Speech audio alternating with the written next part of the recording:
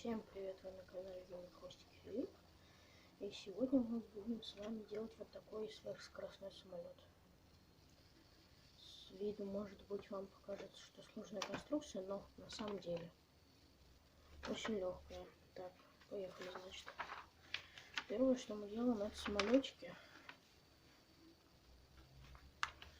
Кто не умеет, сейчас повторить за мной, второй сам сделает. Потом ровненько так. Потом, если у вас очень длинная бумажка, делайте вот так.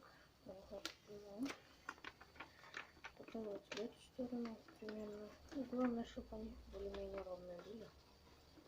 Потом у вас будет добавить эту штучку, которая остается. Поворачиваете. Раз. Делаете. Так, готово.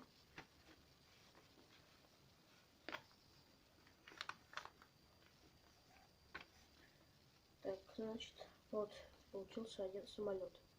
Следующий сделаете сами, а я пока сделаю следующий самолет.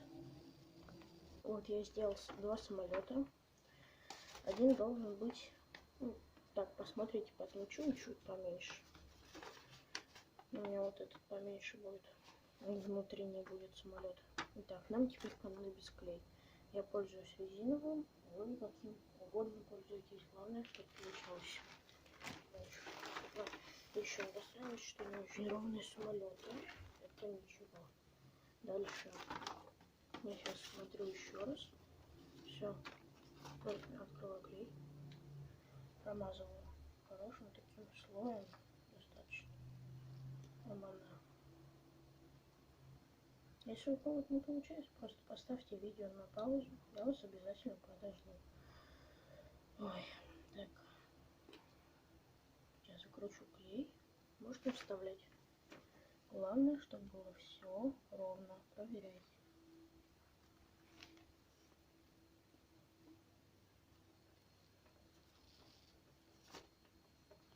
Отлично, проверяем. Складываем крылья, чтобы лучше приклеилось.